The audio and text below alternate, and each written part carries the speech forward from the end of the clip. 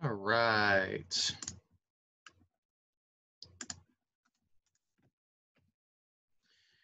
Good morning, everyone. Hope we all had a good weekend, all the usual stuff. Up here, I've got our upcoming due dates and such per usual. If I have to add anything to this at the end of class, we will. And then, of course, everything gets uploaded, the dates to my math lab and Canvas accordingly. So 2.1 is due today for my math lab homework. We finished that a week ago in class. 2.2 and 2.3 are going to be due on next class by midnight, of course. Then 2.4, which we'll do today, will be due on the 16th. Make sure you read, I guess I should say no, 3.1, I forgot to change that part. 3.1, maybe 3.2, text and notes to share before the next class. You do have an Excel assignment due tonight, which is the car one. I don't know why I erased that. The 1.3 car loan Excel due tonight. Then the next one after that will be the BMI assignment. Remember that this one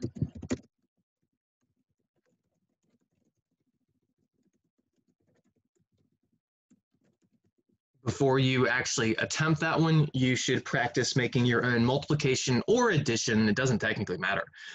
Table in Excel, you know, it doesn't have to be a 10 by 10 like I did in class, but you do what you have to do. And if you're wondering how to do this, go find the video, the lecture where we did that. You know, if there's something that you feel like you're going to need to come back to in a video, say 3 or 4 weeks later, like, hey, Mr. Beckner said this really important thing, but I might forget it. So maybe make sure I write down in my notes that Mr. Beckner on this particular date said this particular thing, so I can go back and refer to it. Maybe even say it was around an hour in the class, or 30 minutes in the class, or 45 minutes in the class. Those little subtle details can really help you over time if you are going to come back to the videos. And at least one of you is coming back to the videos, because I'm seeing higher view counts than usual, which is good. That's a great thing. Project discussion is still in the air. The next discussion board that I'm going to be assigning today is page 86 and 87, and I will give us a brief look at that, if not the very first thing we do, the second thing we do. So I did say I'm going to talk for a few more minutes about 2.3, just kind of with the group activity stuff. But in terms of material that's in my math lab, we've covered it all so far. So we will be moving on to 2.4 right after that. Okay. Not those, this.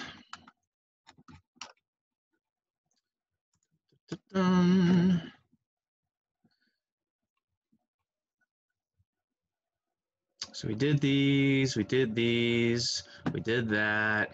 Yes, good. Okay, that's what I thought. So we are here. Guided activity 1, and this is from 2.3. Proportionality. Determine which of the following quantities are proportional. So you'll notice this is page 86 and page 87. There's 15 of these. 15. There's a lot of opportunity here. And let's just look at a couple of them. They say the first one has been done for you. So again, we're supposed to determine which of the following quantities are proportional. So this is one of those things where we're looking at 2 items, and this is us in the real world and saying, hey, would we be able to set this up as a fraction equal to a fraction, where if we know 3 quantities, we can find the 4th by cross multiplying? Or could we set this up as a y equals kx, plug in an x and a y value, an apple and an orange, to be able to solve for k, that constant of proportionality, the thing that says for every 1 apple, there's these many oranges, or vice versa. It's a very important value. And again, you can only do those 2 things, the y equals kx or the fraction equal to a fraction, if these are proportional. So we have to use logic and reasoning to kind of deduce whether these would be proportional or not. And some of these, there's ways to say yes and there's ways to say no occasionally for some of these. And what I've mentioned previously in classes with these guided activities is take the simplest idea possible. Don't try and make this into something super convoluted, and I'll use one of them as a specific example. All right, so property tax in comparison to the appraised value of your house. We're looking at number 1, which has already been done for us. They said, yes, it's proportional. If you double the value of the house, you'll double the property tax. And this is true. Property tax is literally a y equals kx setup, where x is the cost of your house or the value of your house, and k is the how many pennies you pay for every dollar your house is worth kind of situation. So if you live in like an area where your property tax is 10%, then you could calculate your property tax as 10% of the value of the house. In other words, 0.1, which is 10%, times the value of the house.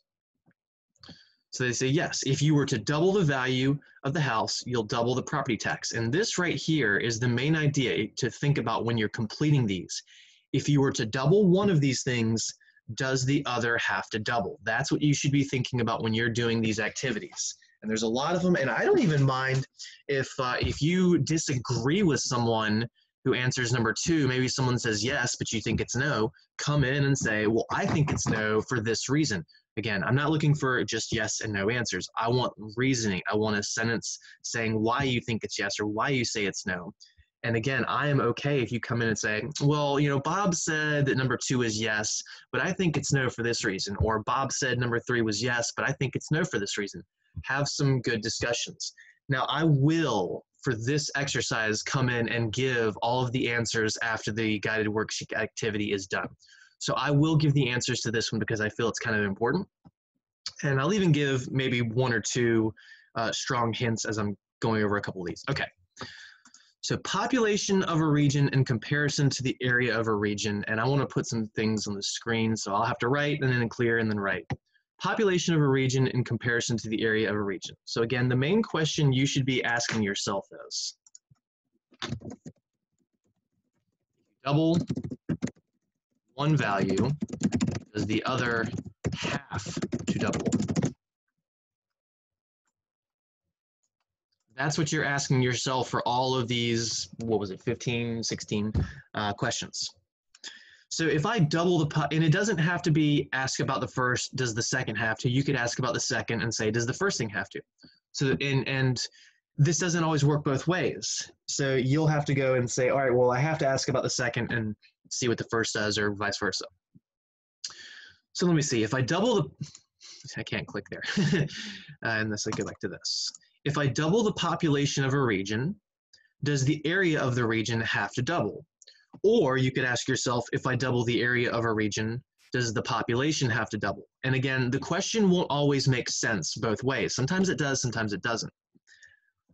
I would like you to think about New York City in regards to number 2. I mean, it doesn't even have to be New York City. Just think about any city, Norfolk, Portsmouth, whatever you want, and think about if you doubled its area, would the population absolutely have to double? Or vice versa, if you wanted to double the population, would you have to double the area of the region? So that's what you're thinking about with number 2. I'm not saying whether that's yes or no.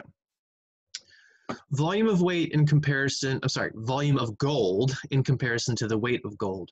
This is one I'm going to give you. Volume and weight are always proportional.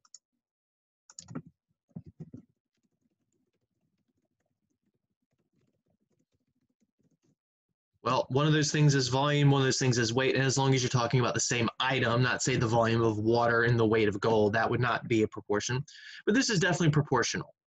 If you double the volume, then you double the weight of the gold. So that's a freebie for someone. There should be no arguments over number 3. Number 4 kind of relates back to number 2 in just that I mentioned New York City, but it's not about population and area. It's a population of a city in comparison to the population of the state. Now, again, the main thing you should be thinking about is if you double one of these, does the other have to double? Now, you could be thinking, oh, well, if I double this one, the other goes up, but that's a little weak. Remember, it's if you double one, the other has to double for them to be proportional. So if you double the population of New York City, does the state have to double? Or vice versa, if you doubled the state's population, would the cities have to double? And again, it won't always make logical sense both ways. It may just be one specific way that you need to ask that question.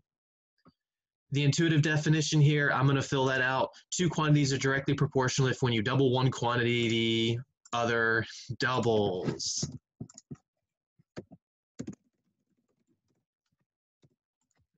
Sorry, that's not in the best placement, but you get the idea. The number of babies born in a year in comparison to the number of birthing aged women on average. So again, that's this quantity we've lightly mentioned last class in some other problem. So remember, you're asking yourself, if you double one, does the other have to double?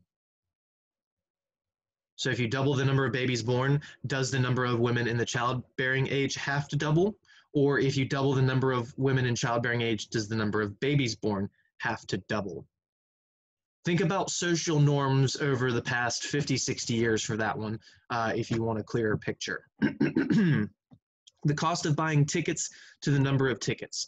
So think about if you go to a movie theater, if you buy 2 tickets and it costs you some number of dollars, if you then instead bought 4 tickets, would your cost double? And again, you might be able to think about it vice versa. 7. The height compared to the width of a digital photo. Now, I want to make sure with number 7, yes, you could just stretch a photo to any width or any height you wanted to and make it look all goofy. Maintain aspect ratio. And in fact, I just threw the word ratio in this, which heavily implies the answer to number 7 as he exaggerates in front of his laptop. Okay, so think about number 7, having to maintain your aspect ratio of your photo. The aspect ratio means making sure that Mr. Beckner's face doesn't all of a sudden look super wide or super tall because you've stretched one side but not the other. All right, so I gotta clear my screen so that I can move. Number of accidental deaths in 2005 in comparison to the number of motor vehicle deaths. Again, if you double one, does the other have to double? Cups of sugar to cups of flour in a pancake recipe. Now notice it says in a recipe because it says a recipe that says you're supposed to maintain the same relationships between thing A to thing B to thing C. There's a word I could use there that I've already used in a previous one that would heavily imply the answer to number 9, but you want to make sure that these pancakes always come out the same density, same taste, same flavor, everything. And yes, taste and flavor are the same. Your IQ in comparison to your GPA. I'm going to say one word for number 10 that's a good hint as to whether this is a yes or no. Lazy people can have high IQs. So that's a good hint for number 10. Distance to work in comparison to the time it takes to get to work. Ignore all variability of traffic. Make sure you're taking the same path. Keep the idea simple. Again, otherwise you can argue yes or no for both of these. But if you keep this argument simple, there's only one answer, number 11. Number 12, ignore the fact that this is celestial object and speed at which it's receding from. This is just another distance and speed, whereas 11 is distance and time. Distance, speed, and time have a very strong relationship to each other. So again, for number 12, just replace the word celestial object with car. The distance to a car in comparison to the speed at which it's going away from us. Euros to dollars. So if 1 euro got you $2, would 2 euros get you $4, that kind of thing. The sea level change to the amount of melted ice from glaciers and icebergs. Honestly, just skip this one. I should not write with my non-primary hand. We're going to skip number 14. I will just go ahead and tell you the answer to that one. It's a no. This has to do with surface area to volume arguments, which if there was a second semester of this course, that is practically all we would talk about is surface area to volume arguments. I could probably make 2 years worth of a math course in talking about surface area to volume arguments, which is things like putting water in a pot and boiling it, where you have heat applied to one surface, trying to heat an entire volume of water. And those arguments, I mean, they are just all over this world. I know people on such a simple idea that have done a master's thesis involving this. And by people, I mean one person. Miles you drive to gallons of gas you use. Again, think if you double one, does the other double have to double? Does the other have to double? I think I said that funny. And again, keep things simple here. Don't think about, well, you know, on this path, I was really gunning down the accelerator and hammering on the brakes, and on this other path, I was feathering it. Keep it consistent. Don't try and make these arguments too complicated. So please don't go through and do all 15. You can do 1 or 2 each. There's a decent amount of wiggle room for you to come in and do 1 or 2, whichever you want. I would like everyone to do at least 2 because there's 15, and on top of that, you can make arguments against people. So there's no reason no one should do 0 of this one. If anyone does 0 on this one, it is going to hurt you. Everyone has to participate in this one. And again, I'm not looking for right or wrong answers. I'm looking for discussions. I'm looking for input. I'm looking for you trying things and discussing. And again, I'll ultimately tell you whether these are right or wrong. I'll give the answers after Thursday's class. Well, not after Thursday's class. Sometime on Friday or Monday, I'll post the answers. That's since you have till midnight on Thursday.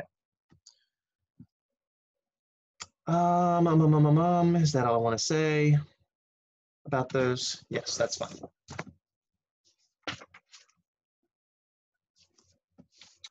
All right, so the next thing we're going to do is a guided activity together while I will give you the answers. So objective 2, computing the constant of proportionality, something that we did a little bit of last time. We did that with one example, and I said that this can go one of 2 ways. It depends on whether you're comparing apples to oranges or oranges to apples, which one you're calling the first thing, the input, and which one you're calling the output.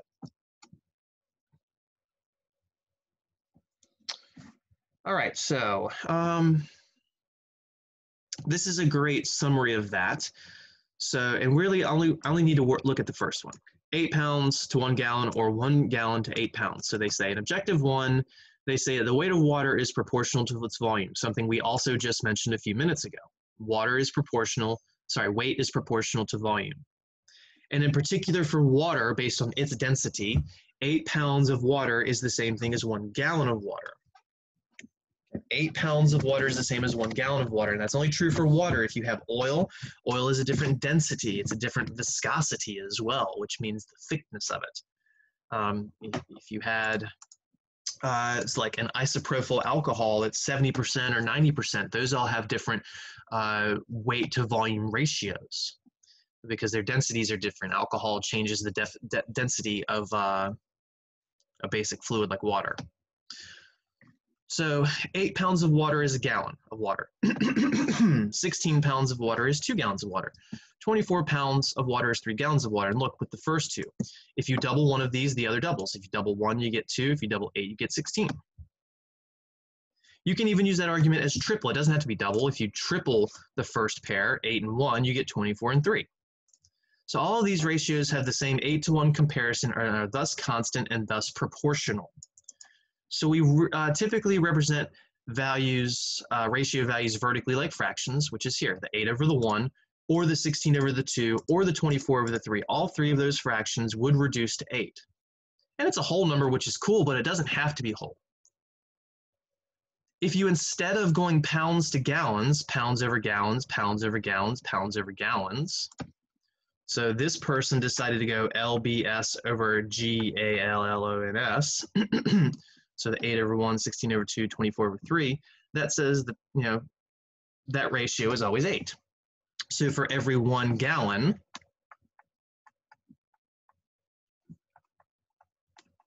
it's 8 pounds. Because this is 8 pounds per gallon, if you threw the units in there. But look what happens if you do it the other way. If you go 1 gallon over 8 pounds, 1 over 8, or 2 gallons over 16 pounds, or 3 gallons over 24 pounds. So these are all gallons over pounds. Those ratios all end up being 0.125. So it's for every 1 pound,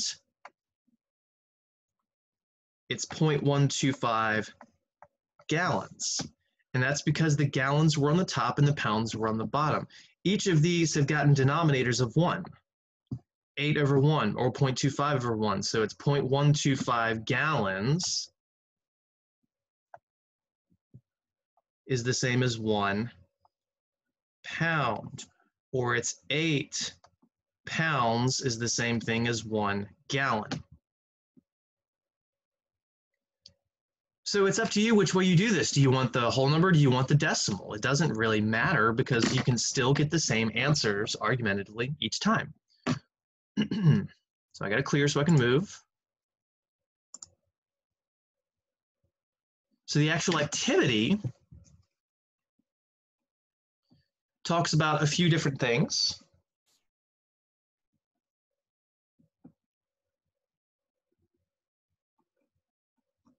And then it goes into some extra stuff right here. This is more of just the same from before, but actual given numbers. That's really weird that I'm sorry, I got confused. I'm not confused. I'm getting what's the word I'm looking for? It's funny because what I'm looking at on my computer screen is not the same thing as what I'm looking at on my paper. I think this is one of the activities where they updated it between semesters, and it's subtle. It's not a huge difference, but it's subtle. Okay, so we're gonna not worry about that fact of what I'm looking at, and just go with what you're looking at. So they say determine which of the following quantities are proportional. If they are proportional, determine the constant of proportionality and specify the units of the constant of proportionality. They don't really leave me a lot of space here. That's okay. So number 2, I'm just going to do up here. I'm sorry, number one. I'm going to do up here. So they say $2,000 of property tax goes along with an appraised value of $180,000 on your house. And this is not too far removed, honestly. If you live in Portsmouth, this number would be higher because Portsmouth, Virginia has one of the highest property tax rates in the state. And I'll leave my politics out of the recorded session, and that's all I'm going to say. But anyways, so we're comparing property tax to appraised value. So you could use the letters, you could say tax compared to value. I'm just going to use the letters T and V, tax value. Now, the way you can set this up is up to you. You can choose to go tax over value, or you can go value over tax. If you go tax over value, that says that this is $2,000 over $180,000.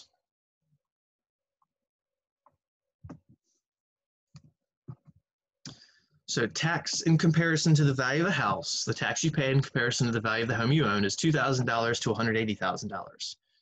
Now, if you want to get the value of K, you can cross multiply this and then solve for a variable. So let me just put this to the side over here. Cross multiply variables in the proportion and solve for either to get a K.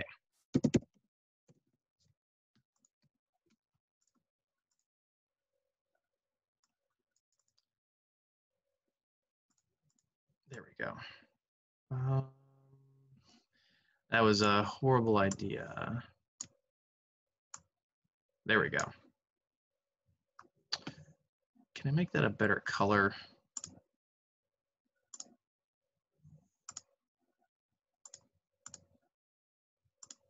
It doesn't let me change the color in post. All right, doesn't matter, doesn't matter.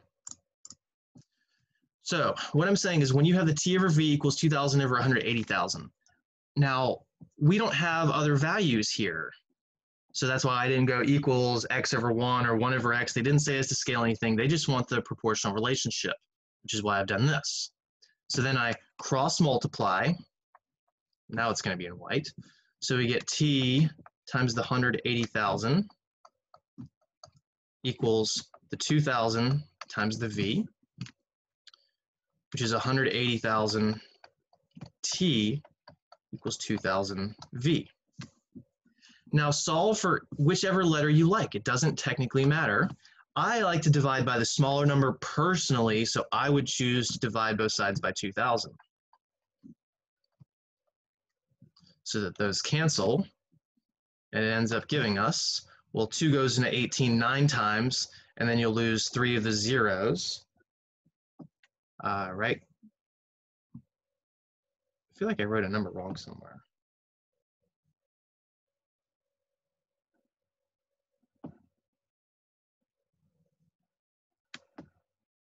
Oh, I know why. So I remember what the thing that they changed. On my paper, it says 20,000. On this, it says 2,000. That's the issue. I figured it out. Okay. It's like, why do they have a different answer? Okay, so 2 goes into 18 9 times. You'll lose 3 of the zeros, so that should say 90 times t is equal to v.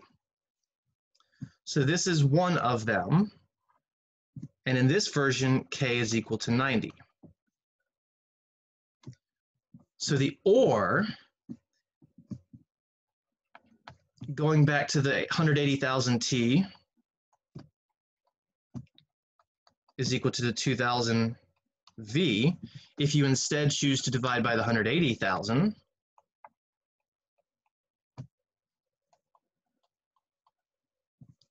what will happen this time is the 180,000 cancel to get t equals the 2,000 divided by the 180,000, you'll lose 3 zeros. The 2 and the 18 will reduce to a 1 and a 9th. So you'll get 1 over 90 times v. So this is the other version. And in this one, k is equal to 1/90th. It's a terrible looking k. I'm going to erase that.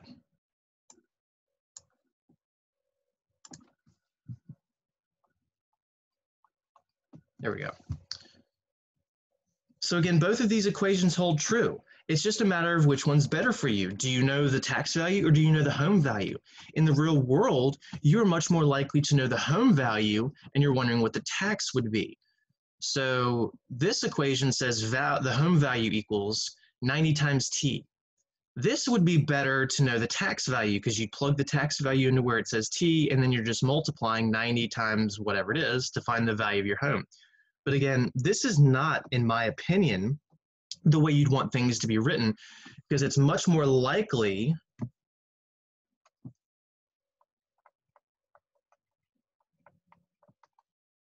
that you'll know the value of the house. Say you have a $200,000 house, and you'd find the tax value by multiplying 1 over 90 by it, or taking the value of the home and dividing it by 90.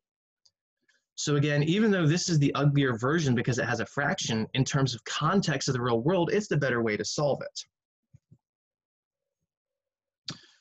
So with questions 2, 3, and 4, just going through these really quickly with that idea. Let's go back to red. The population of a region in comparison to the area of a region.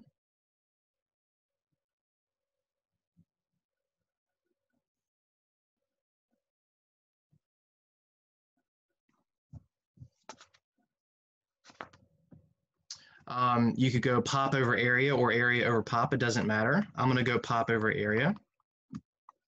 And the population's 4.5 million over the area of the region was the 77,000 square miles. So then you can cross multiply. It'll give you 77,000 times the population, which I'm going to do as P, is equal to 4.5 million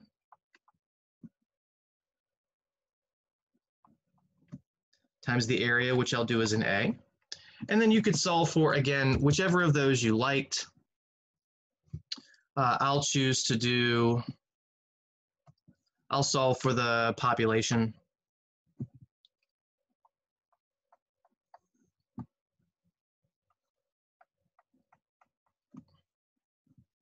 And then 4.5 million divided by 77,000. This says that the P is approximately 58.44. It's an ugly fraction if I leave it that way, which is why I'm not, times the area. And that's if it's proportional. That's one of the two answers. I could have instead divided by the 4.5 million in this red equation right here. And there would have been some very small decimal number in front of the P and then equal to the A by itself. So that's what we're talking about with this one. The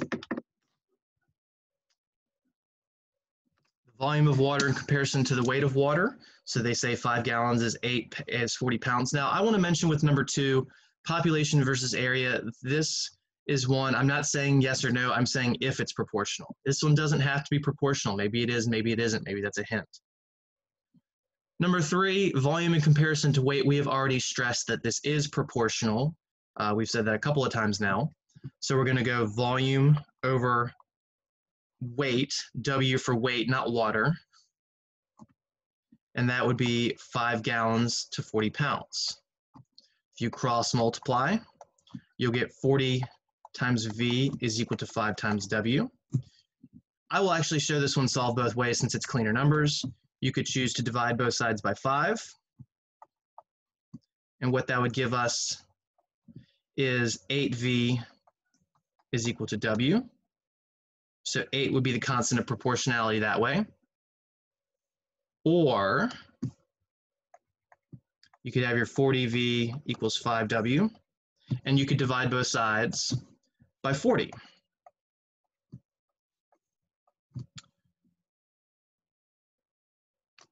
And that would give us V equals 1/8 times W. So again, both of those are true. If you want to know the weight, you just take 8 times the volume. Or if you want the volume, you take 1/8 times the weight. The weight. I think I said weights there. Silly me.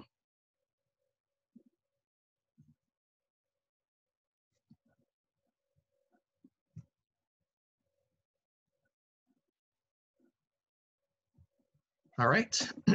So we're going to stop with that one. There's a whole lot of these, and they all go into the same kind of things as before. It's still just setting up a fraction equal to a fraction, cross multiplying, and solving for one of the variables. This is different than what we were mainly doing last time, because the last 2 classes, in fact, we would have 3 of these 4 things being numbers, and we were ultimately solving for the 4th one.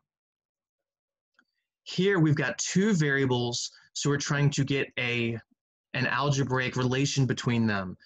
You know, a V equals this times the weight, or a W equals this times the volume, whatever is, again, more appropriate for what we want to do, or just whatever feels nicer.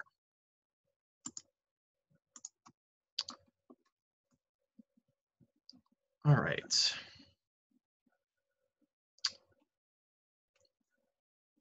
This is actually the one I meant to do it first, but it's no big deal. And here you can see there's that 20,000 I mentioned. Those pages, for some reason, are not on my printed one, but that's okay.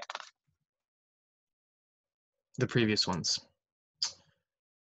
But again, same idea here, euros to pounds. So you can go E over P equals 113 over 110. You can cross multiply to get 110E equals 113P. And then you could divide both sides by the 110 to get E equals 113 over 110P. Or you could take your 110E equals 113P and divide both sides by the 113 to get that 110 over 113E is equal to P. Again, it's just a matter of what you want to solve for.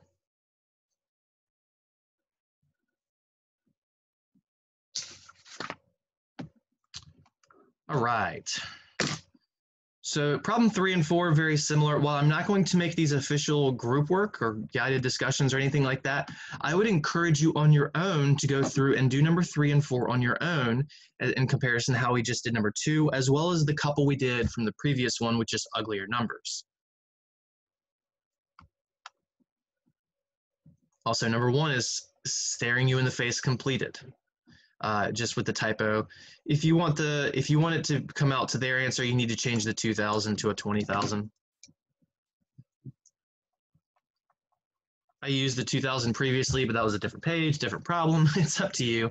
It just causes the 1 over 9 to be a 1 over 90 or the 9 to be a 90 if you use 2,000 instead of 20,000. That's the only thing that happens. Like I said, that was the typo I was getting caught up on earlier. I was like, why does that say a different number? Oh, because it's a different number and different problem. There's a typo. Okay. With that being said, we can move on to 2.4. All that there? Yes, it is.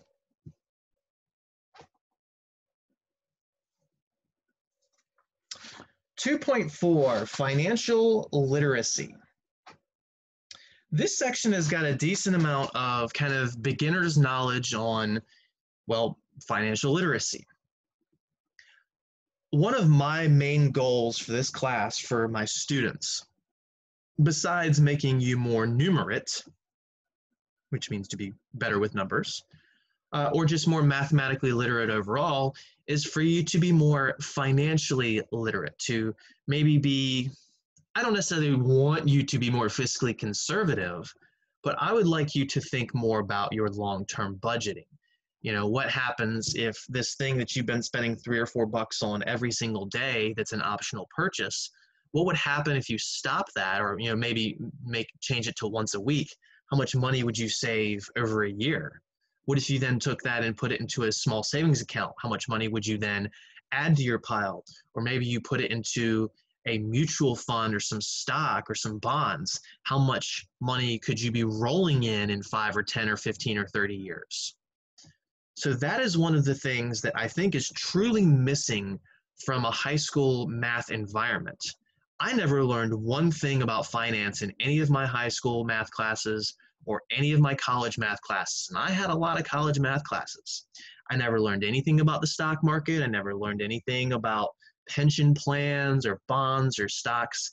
I learned how mortgages worked on my own and car payments worked on my own, but they never taught us about the more important side of things, which is investments.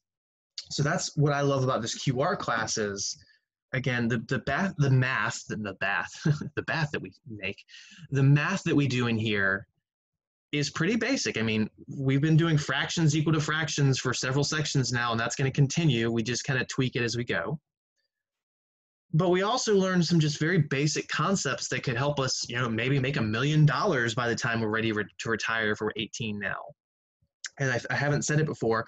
One of my favorite examples in this course is how I can make an 18-year-old a millionaire by the time they're retirement age just by cutting out a Starbucks cup of coffee a day or a Chick-fil-A sandwich a day, something in the ballpark of $3 to $4, $3.50 specifically, but we'll see that later.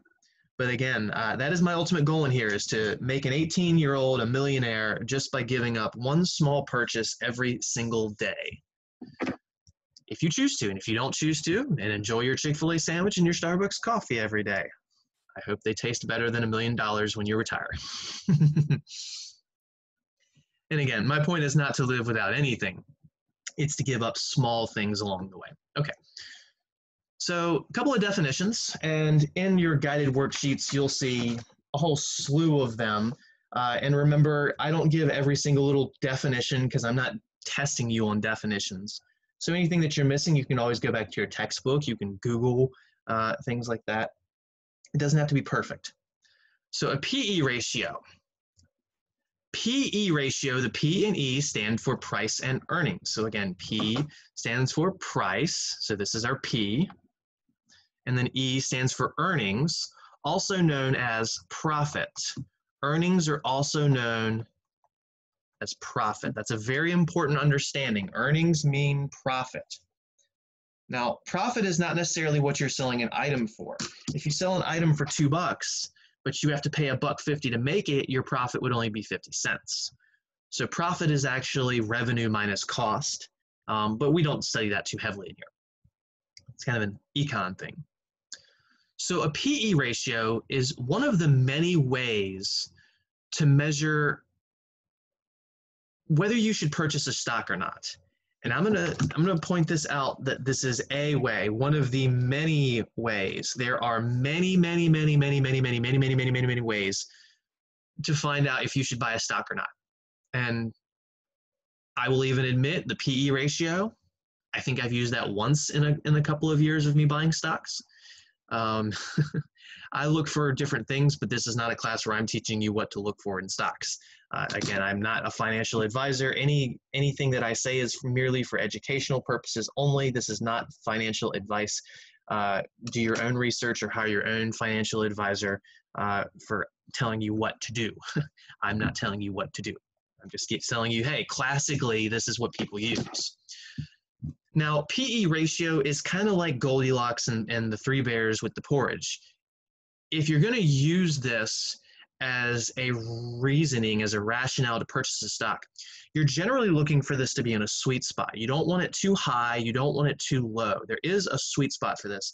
And I don't want to say what that is yet because we'll guide our way through an activity onto what that sweet spot is. But let's just pretend this is a completely fake number. Let's say 100 was a good PE ratio, and that's the porridge. So it means if it's too low, like it was, if in that sense, if it was 20, maybe that's way too low, that you wouldn't want it for a reason. Or if it was too high, maybe it was 1,000, then you wouldn't want it for a reason.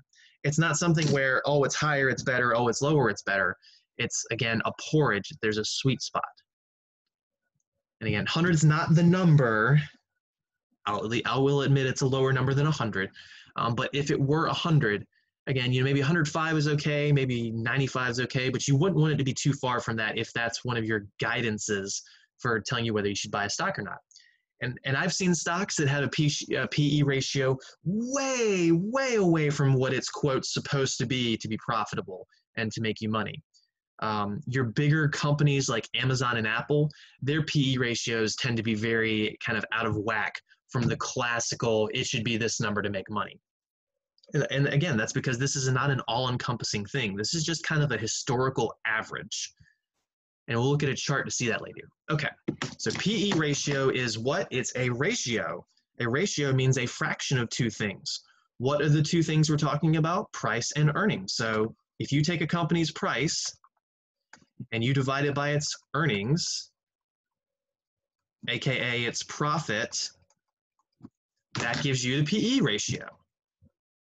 PE ratio is literally the fraction, the ratio of price over earnings. Price over earnings, price over earnings, price over earnings, price over earnings, price over earnings.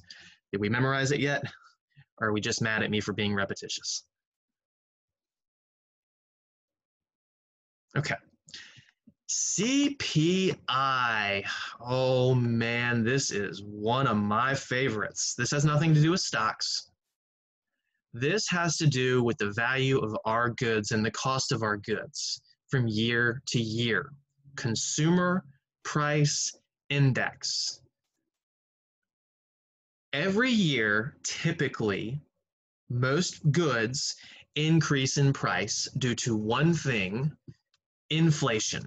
Now, notice I used words that are called quantifiers, which means I did not speak absolutely. I did not say every year things go up in price. I said generally speaking, or some variation of words, because I don't quote, I'm a paraphraser. Generally, things inflate, which means generally things go up in price. So something that costs you $1 this year might cost you $1.05 next year, or $1.10 next year, or $1.30 next year.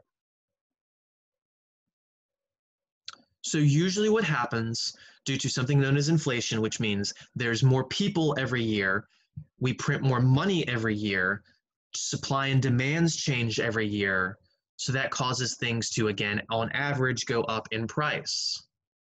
Now, things like what we're going through right now with our economy after this illness going around and the stock market crashing 30 to 35%, and now all of a sudden being back up at its norm after the Feds basically just printed out, what, $3 or $4 trillion to save us from maybe a Great Depression of 1929 again, on average, because some people's lives are affected much more than this, and the stock market is not an end-all be-all read of the economy.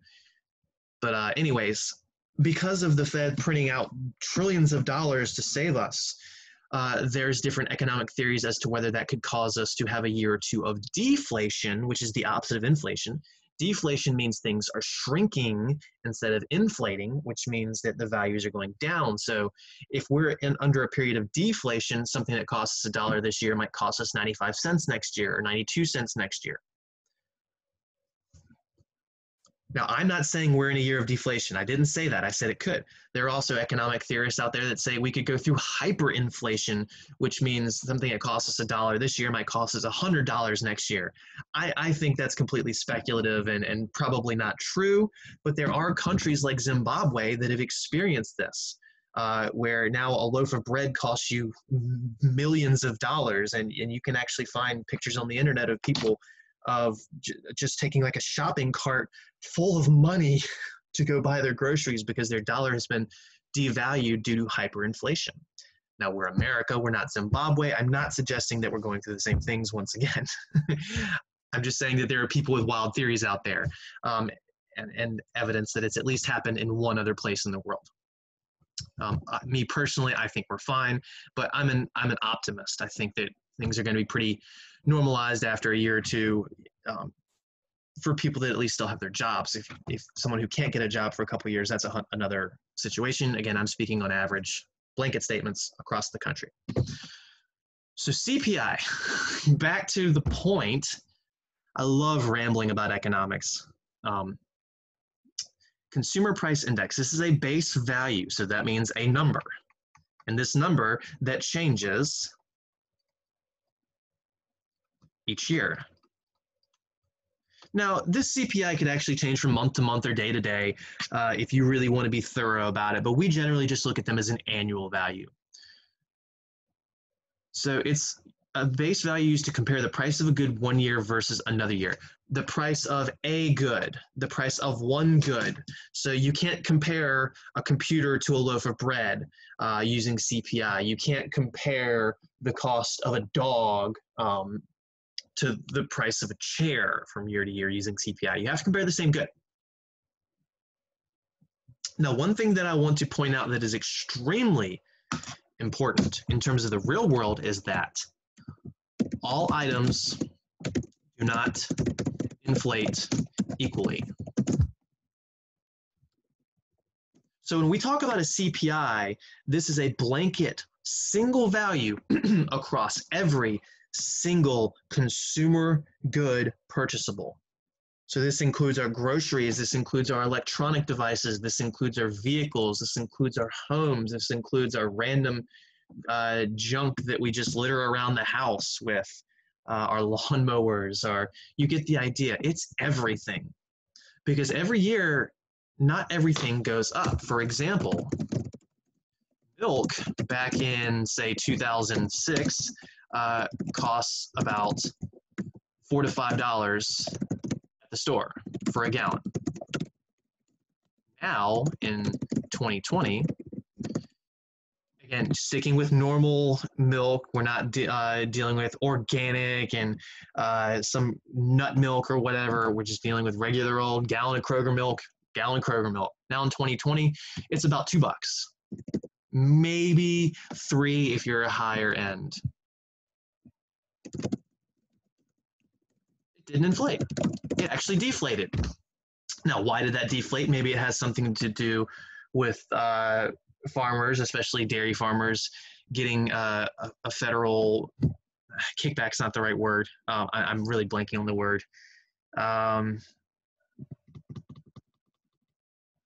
Oh my gosh, what is that word called? What is the word? But basically, they just get free money to make sure that they keep producing even if at a loss. So the government pays our farmers a lot of these. I'm sorry, I'm really blanking on the term. I feel terrible, and I know I'm going to remember it the second I finish class. Either way, it doesn't matter. A lot of farmers get paid money to make sure they keep on farming, because if they didn't get this money, they'd be producing at a loss and they'd go away. So that's really nice for them. And in some instances, it brings down the price of items. So milk has actually gone down over time. Now you might say, well, in 2006, we didn't offer as many organic and variants to milk. Well, I'm not going to include the variants because some people would argue that's not milk, and I'm not arguing that. But we're just talking about dairy milk here. And again, the organic thing, that's changed. So we're not going to consider that. Computers. A computer back in 1995 might cost about $2,000. Now you can go get a laptop that can run it about 100 times faster, probably even more than that, for a couple $100, maybe $250 just for a mediocre laptop. So that didn't inflate either. That deflated. Why is that? Because we've gotten better at producing technology in the past 25 years. Our microprocessors have gotten more efficient.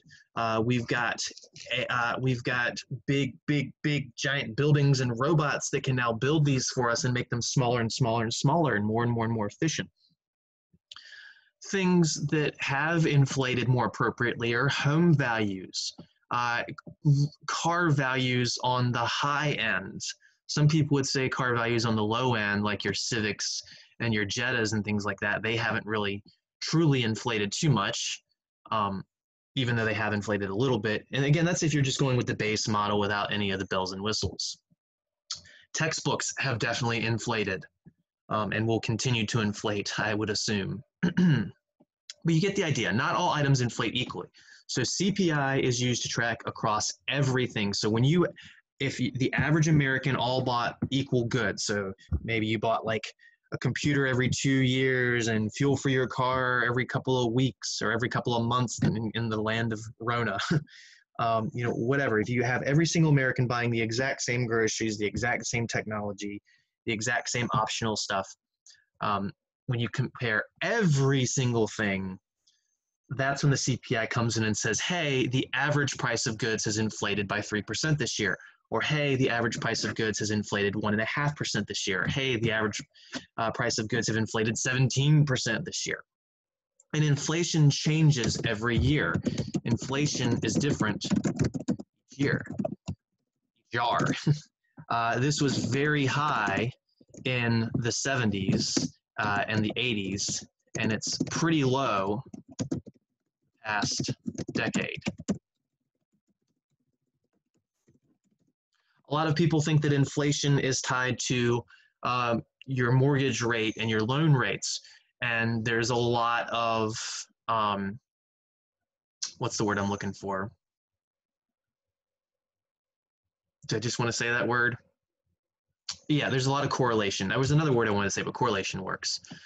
There is a lot of correlation between inflation rates and interest rates, but they're not necessarily a causal relationship. I'm not saying that yet. We're not, because we're not getting into that type of thing until much later in the course.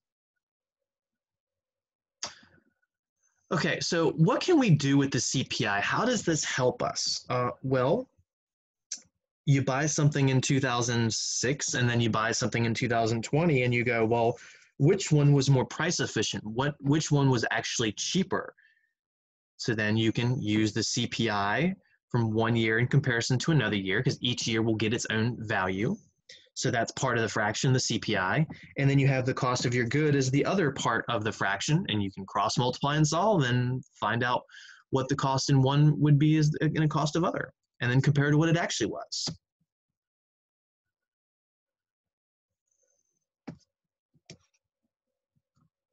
So you'd be setting up things like CPI over cost for year 2006, and then you go CPI over cost for year 2020.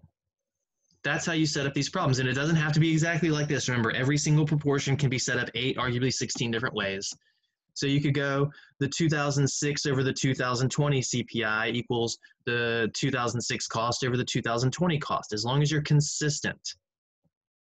But notice I didn't throw the numbers 2006 and 2020 in this. It's just the CPI and the cost.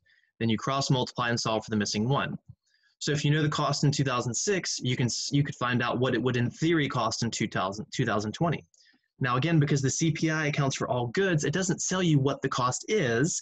It says what it would be comparatively. Then you could look at the actual 2020 cost and go, well, is it a better value now, or was it a better value in the past? So to be able to compare the price of a good from 2 different years, you must convert them to the same year's price. A higher price in a later year does not always mean the cost went up relative to everything else. So something might cost $1 in 2006 and then $1.01 in 2020. So the price went up a penny. But if you actually put the $1 into the CPI proportion and solve for the 2020s, what it should be cost, it's probably going to be like $1.20 or $1.30, which means if you're only paying $1.01 now, you're getting a better value. And that's exactly what these computer or milk prices would relate. If it was $4 or $5 back in 2006, that milk should, if it was only accounting for inflation, probably cost like $6 or $7 now. But because of other things going on in that particular market, it has dropped. So milk is a better value now. Hint, this is a massive hint. You're going to see group work stuff on this. You're going to see homework on this. You will see midterm and final exam test questions on this. I will always do 1 or 2 CPI table problems in the midterm and the final. That is a guarantee. Guarantee. Okay. So read across the row to compare the prices.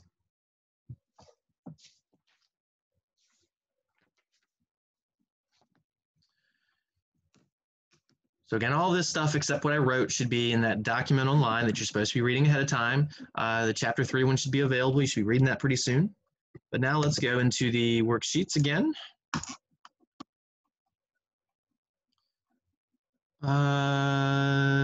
Yes. By the way, the first chapter 2 Excel homework you'll be doing is currency. On page 93 is a preview of that. Maybe that would be helpful. We will be skipping the Eddie Bauer one. You shouldn't see that in your homework section anymore. All right, 2.4. Here's the guided worksheets for that. Getting ready to do the activity. Whole bunch of terms. PE ratio we talked about. Stock we talked about. Dividends. I think we mentioned in the past, but this is money.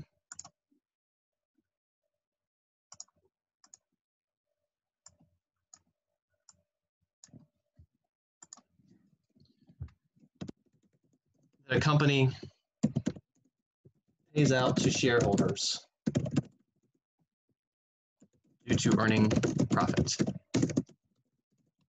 Not all companies offer dividends. So most people, when they talk about making money in the stock market, they talk about making money from growth. So you buy a stock when it costs $5 a share, and then you sell a stock when it's at $10 a share. Buy for 1, sell for 2. That's the basic idea of economics in any sense. Buy at 1, sell for 2.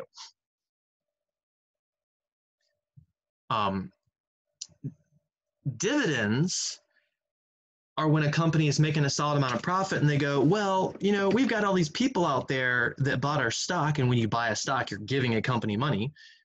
So we're going to say, well, since we were profitable, let's share the profit too, in addition to the stock market growth that we've seen.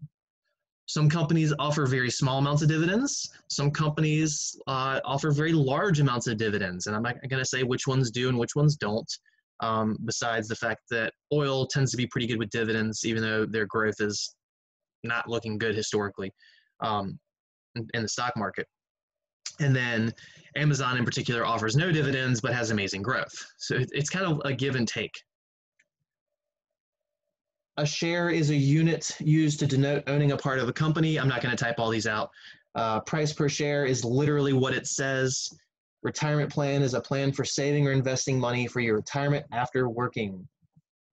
This is what you live off of when you stop earning a paycheck. Every single one of you needs a retirement plan. Social Security is not a retirement plan. Social Security is pretty, I'll leave my politics out of this.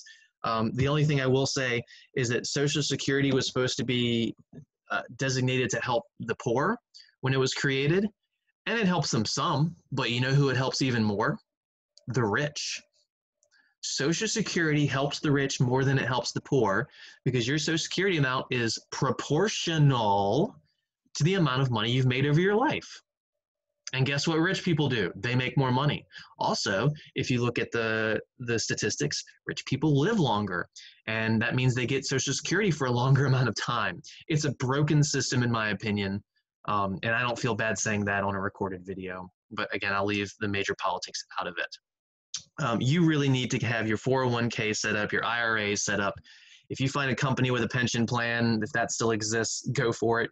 Most companies stopped offering them in 2008 when the stock markets crashed due to the housing economy, and I think a lot of that had to do with the fact that a lot of pension plans were built into mortgage-backed securities. Go watch The Big Short, and that's my theory as to why no one offers a pension anymore, because those crashed out so horribly that just the pension plans became defunct.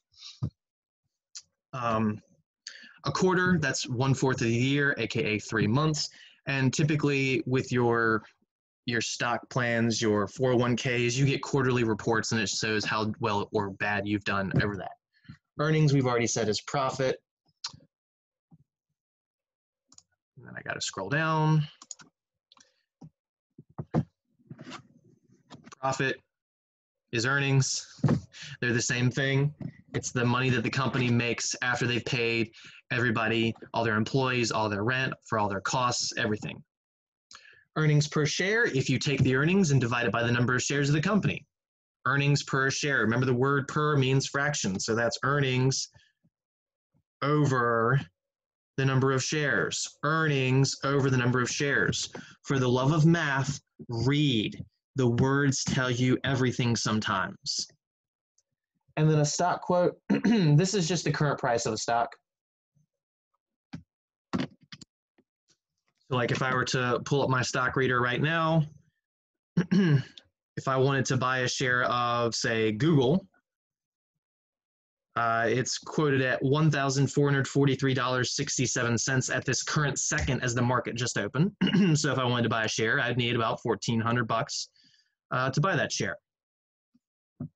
If I wanted to buy a share of Facebook, that's only $231. If I wanted to buy a share of NVIDIA, a graphics card company, that's $351. So those are all stock quotes, the value of the stock at that particular moment, which changes every second when the market is open from, 9:30 to 4, Monday through Friday typically.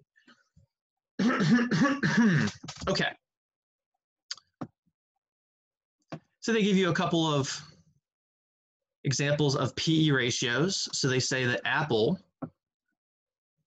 in this particular moment, where does it show the 220? Here it is. They closed at $220.65 this particular day. So this was their price per share. And then they have their earnings. Where is it? As $11.53, earnings per share. So you have your price of 220.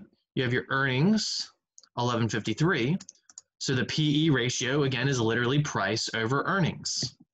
So price, earnings, price, profit, price, earnings. And we divide those two things, you get 19.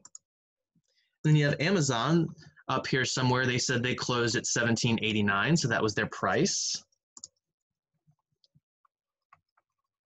And they had earnings of, here, this is our earnings, AKA profit. And they do that in a per share. So it's a closing price per share and an earnings per share. You don't want to take the price and divide it by the total profit of the company, which would be billions or trillions of dollars. And we're ignoring the fact that there's billions and trillions of shares of companies as well, usually billions for bigger companies.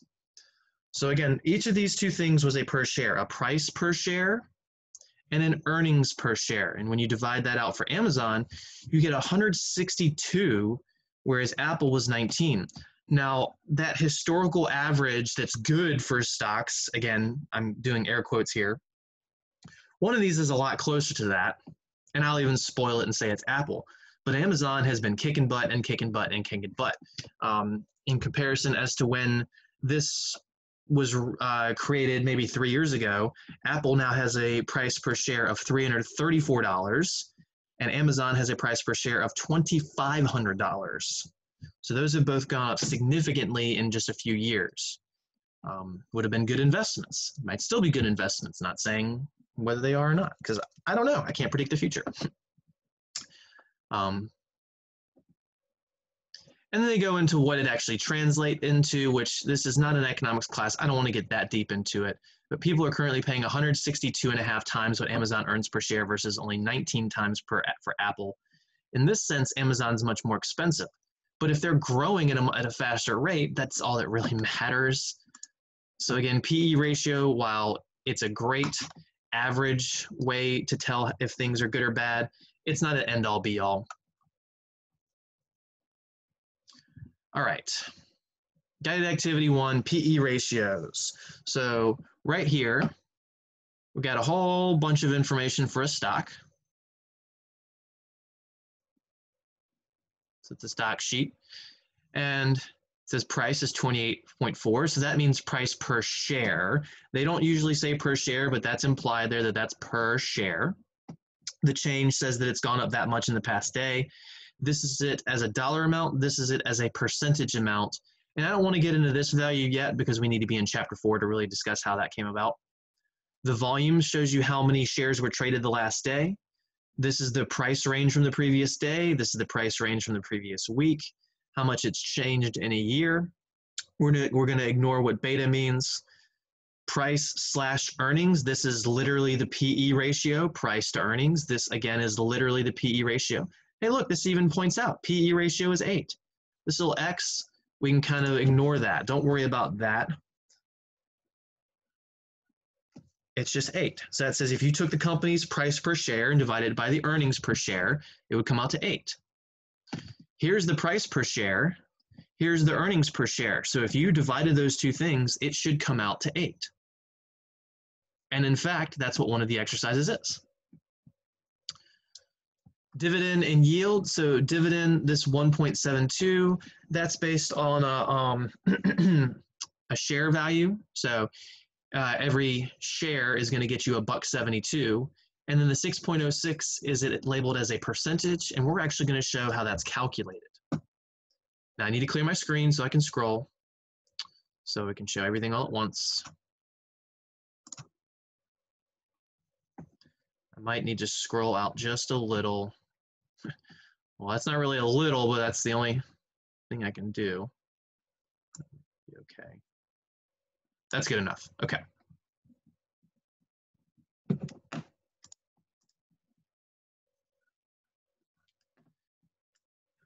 Dun, dun, dun, dun. Come on. Let me scroll to just this perfect spot. See, every time I take my mouse back, this little thing covers that up. It's silly. And I need that. Okay, that'll work. Compute the ratio. So we're going to make a fraction of the price per share to the earnings per share and scale the second quantity to 1. Oh no, what do? We read. That's what we do. Compute the ratio of the price per share to the earnings per share, scale the second quantity to 1. When they use the word scale, that says we're supposed to be making a proportion. We should be making a fraction equal to a fraction. When they say second quantity, that means that bottom should be a 1. All right, well, how do we have to do the top and the bottom? Because the second quantity is specific. They said compute the ratio of price per share to earnings per share. So we're going to be going price over earnings. And please note, that is literally the PE ratio, price over earnings. So we're going to go price over earnings, and I'm not going to go price over earnings equals and then the two numbers, because we're setting up a proportion. They said to scale this, so we will have a third and a fourth value in there. So I don't use the words because I'm not trying to find that K like in the previous section. The price, so price over earnings, I'm just going to use letters now. The price was the 28.40. The earnings, that's the profit, earnings per share, was 3.55. And then we set that equal to, and they said, do another fraction. We're scaling the second quantity, which is the bottom, to 1. So we have to make the bottom a 1, which means we don't know this value. We call that our X. Now, normally what we would do here is cross multiply and solve for X. We don't have to cross multiply though. We can skip. CM is abbreviated for cross multiplying because the variable is dividing by the 1. This is that wonderful setup I mentioned last class. It's scaling a second quantity to 1. If the variable is above it, anything divided by 1 is itself. You can just literally do the division on the left side. And I can't pull up a calculator. I'm going to entrust you all to do this on your own. But if you do 28.4 divided by 3.55, you will get the number 8. So that just says we'll just do the division. The left side becomes 8. That's a terrible looking arrow. And the right side is x. This is the one and only one time you can skip cross multiplying. If one of the fractions has an x in the top and a 1 in the bottom, or any letter in the top and a 1 in the bottom. If you swap the x and the 1, you got to cross multiply. If the 1 is somewhere else, or if the x was somewhere else, you'd have to cross multiply. This is a special case. So x is 8. X is literally the PE ratio that you see right here of 8. So that's a good sign, because when we took the price and divided by its earnings, it gave us what the PE ratio is. That's how they got that in the table. They took 28.4 and divided it by 3.55. Also, you could get the earnings per share by taking that equation and solving for earnings. All three of those values, if you have 2, you can find the third. Okay, so the earnings per share, the EPS, is the ratio of profits made for the previous year, 12 months just means 1 year, to the number of shares available. Don't focus on this fact. Don't focus on the 12 months aspect. We're not going to be putting 12 months in this anywhere. It's just saying that earnings per share is literally earnings divided by the number of shares. EPS, earnings per share, is earnings or profit over the number of shares.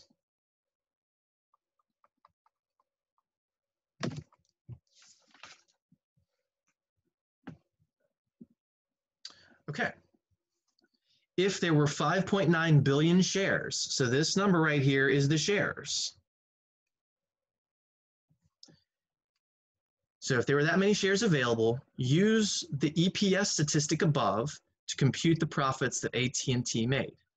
Here is the EPS above. So this is an equation that they gave us actually. Earnings per share is earnings divided by shares. This right here is not earnings, it's earnings per share.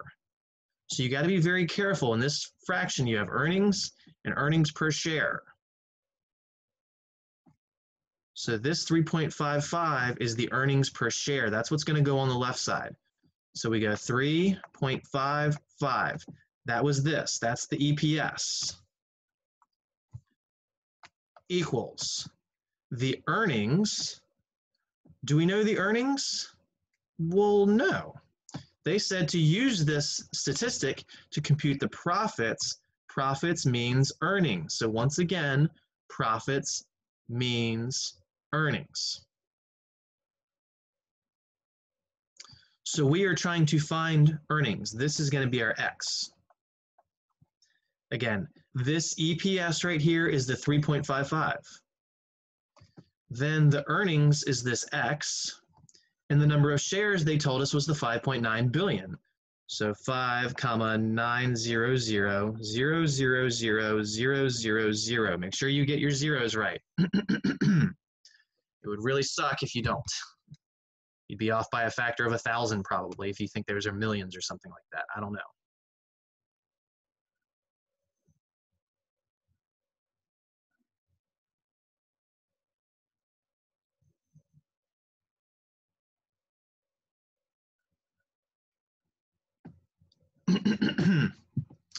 Okay, this is just an algebraic equation. Let me show you one to the side that's very similar. You have x over 3 equals 10. This is a variable dividing by a number. To get rid of dividing by a number, you multiply both sides by a number. So you would multiply both sides by 3 to cancel out the bottom and give us x equals 30. That's exactly what's happening here. You have 3.55 equals x over a number. So guess what? We're going to multiply both sides by that number, and I'm going to abbreviate it. 5.9 billion. 5.9 billion. So that when we do that, and again, you'll have to do the math on your own. If you take 5.9 times 3.55, you'll get 20.945. I'm going to leave space for a little word here. or 2, and then say x. 20.945. So that was the 5.9 times the 3.55. But I'm missing something. I'm missing something very important. Billion.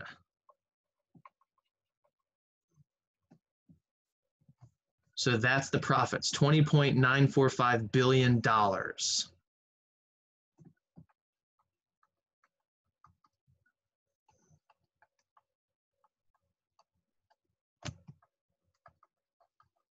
Or you could write this as 20,945, 000, 000.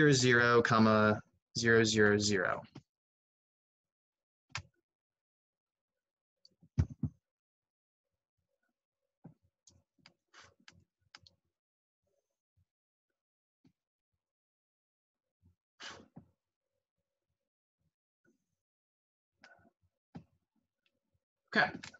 Number 3, the share price changes constantly as people trade shares with each other. I was pulling up my stock ticker just to give you an idea. So right now I'm looking at AMD, 54.72, now it's 54.73, now it's 54.72, now it's 54.73, now it's 54.71, now it's 54.69. You can see these things change constantly. They're not swinging wildly. Sometimes they do. Hertz in particular, oh my Lord, I don't even know what's happening with that company. One second we thought they were going to bankrupt, and now it looks like the stock market's going to bankroll them or something. I don't know. Either way, the share price changes constantly. If there are more buyers than sellers, the price goes up. If there are more sellers than buyers, the share price goes down. What are 2 different ways the PE ratio can increase? All right, I'm going to have to take this and kind of go to the side to complete this because we're going to need a lot of space. So I'm going to have to clear my screen. I can't remember. Can I copy from this? I'm going to find out. Just go down here. Sweet. So this is the problem from the worksheet. The share price changes constantly as people trade shares with each other. If there are more buyers than sellers, the price goes up. If there are more sellers than buyers, the price goes down. And this is very true. What are 2 different ways the PE ratio can increase? So they're talking about supply and demand here, but we're going to boil this down to much simpler ideas. So again, PE ratio is literally price over earnings.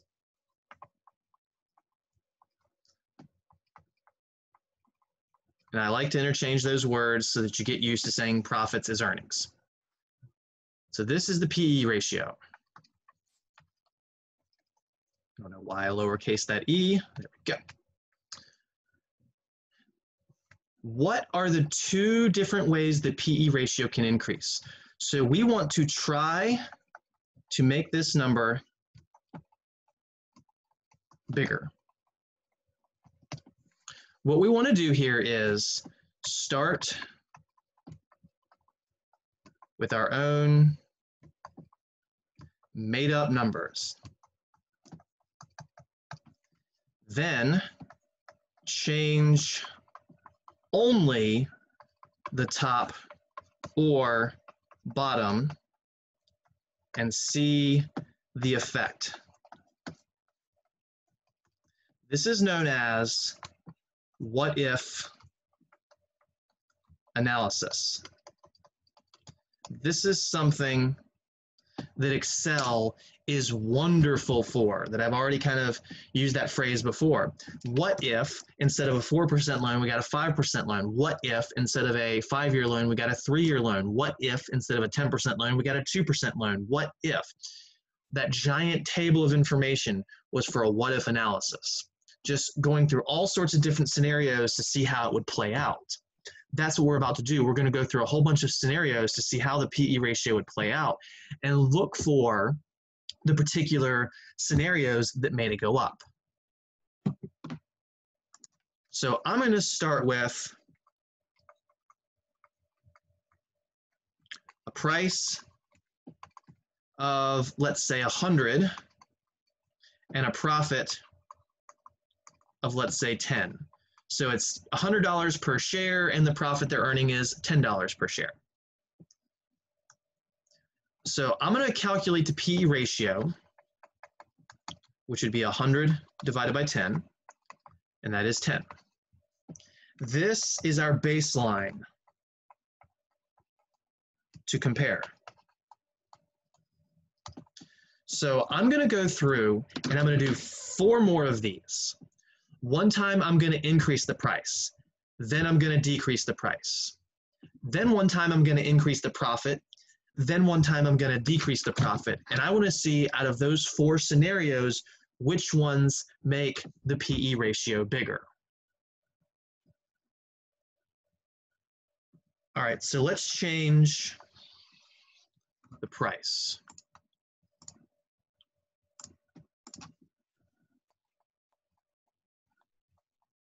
Which is the top. And notice I'm pointing out that this is the top because that's really, really what I want to have the emphasis on in the long run. So if I now make the price, let's go to $50. So I'm decreasing it. I could have chose to make it 80. I could have chose to make it 10. I could have chose to make it 1. I just need to make it smaller than 100. Now the PE ratio would be 50 over 10 because I'm not changing the profit at all. I'm leaving the profit fixed. I can only change one of these 2 things, which is 5, and that's smaller. That's not what we're looking for. We're trying to make the PE ratio bigger. I'm not saying that's a better thing. I'm just saying that's what we're trying to do. So now let's make the price. Instead of 50, I need to make it bigger than the original. So instead of 100, let's say 200. You could have made it $101. You could make it $2,000. It doesn't matter as long as it's bigger than 100. So now my PE ratio is going to be 200 divided by 10, which is 20, and that is bigger than the baseline. Again, I'm not comparing it to the 5. I'm not comparing the 20 to the 5. I'm comparing the 20 to the baseline PE ratio. So the 5 was smaller than the 10. The 20 was bigger than the 10. This is the one that we were looking for. So we'll come back to that. Oops, that was weird. Why didn't it change the highlight? I selected it. So that's what we wanted. Okay. Now let's go through and let's change the bottom, which was the profit, which was the bottom. So now we'll have a price. I'm sorry, I don't want to write the price again. The price is still the, I hate when it does this to me. Good enough, okay. So now when we have a profit, the baseline value of that was 10 earlier, so we're going back to 100 for the price. Now the profit, originally it was 10, so one time we want to make it smaller, one time we want to make it larger. So I'll make the profit this time 5. You could use 1 or 2 or 7, it doesn't really matter, which would make the PE ratio. So again, the price is 100. We're going back to its original, and the profit is going to be 5. So again, I'm using the original price and changing the profit. Last time we were using the original profit and changing the price. And 100 divided by 5 is 20, which is bigger than the baseline of 10. So that's one that we're looking for. Now let's make the profit,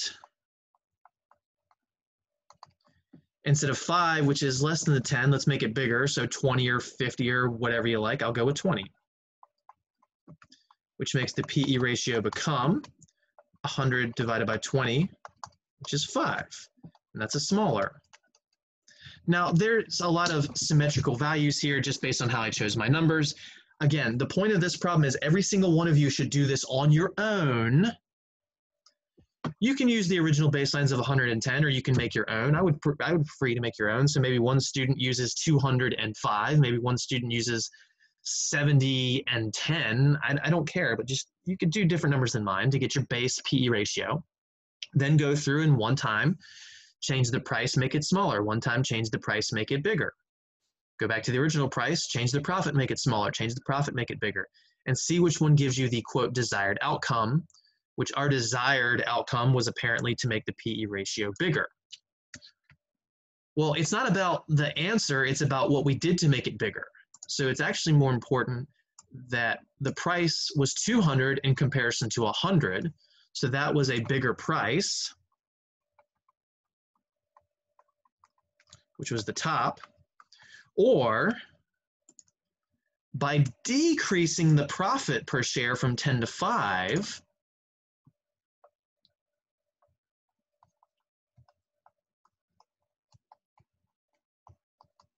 which means we're getting a smaller profit. So your PE ratio can increase two different ways.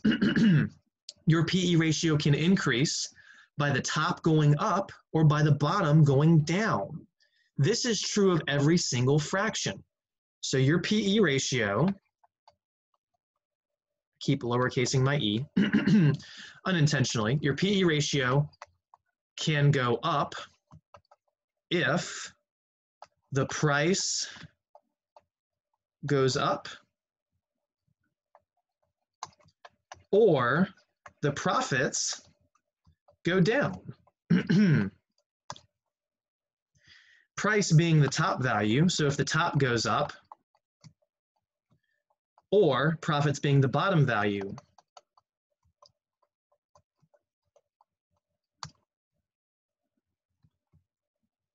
This is true of any fractional relationship.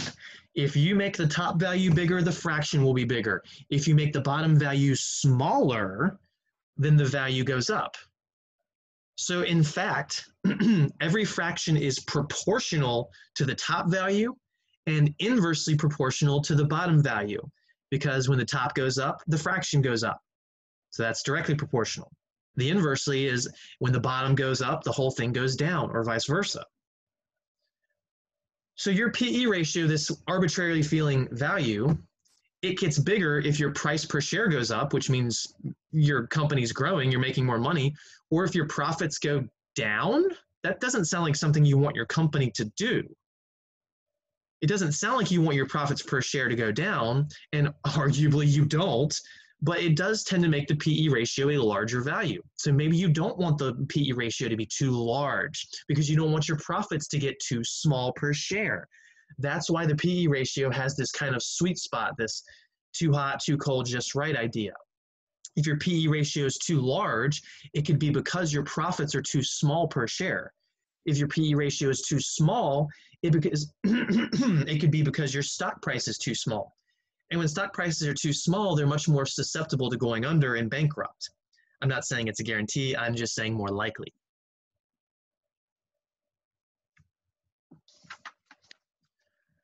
All right, so a lot of discussion on that one. Number 5. Don't need that. Come on, let's pull it up before it goes. There we go. Number 4, compute the ratio of the dividend to the price per share and scale the second quantity to 100. Compute the ratio of the dividend to the price per share. So we're going, I'm going to put it up in 3 so I have room. We're going dividend over price per share, which they just have listed as price. When they say price, it's always per share. So our dividend, that was the 1.72. So 1.72 over the price per share, well, that's the 28.40. We're setting that equal, and we're going to scale the second quantity to 100. I've said when you scale a second quantity to 1, that makes it so you don't have to cross multiply. You just do the division. Scaling a second quantity to 100, 100 scales things to percents. When you scale something to 100, you're making it a percent. So we go x over 100. When we cross multiply, what we're going to get is 1.72 times 100 is 172 equals 28.40x. Then we're going to divide both sides by the 28.4. And if you do that division, if you pull out your calculator, which I cannot do for you, unfortunately, 172 divided by 28.4 is going to give us 6.06 when you round to do 2 decimal places. So that's what we get when we compute the ratio of dividend to price per share, and scale the second quantity to 1. Please notice something. Please notice this right here. Please notice that this is the same value. Because we have scaled the second quantity to 100, we are making a percent. We are making a percent of the dividend in comparison to its price per share. So $1.72 as your dividend per share is equivalent to a 6.06% earnings. That is an amazing dividend. This company was offering a great dividend percentage. Most companies tend to be about in the 2 or 3% range if they even offer dividends.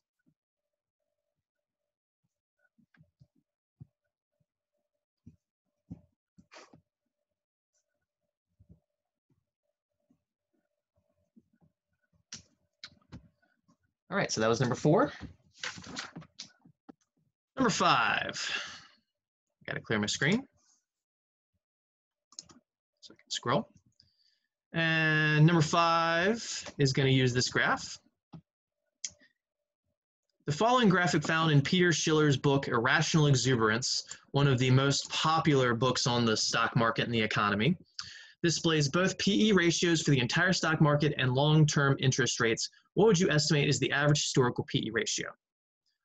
So that's the value I said where people would argue you want your company's PE ratio to be the sweet spot for long-term growth. And again, that's just based on the historical average of every company, all considered.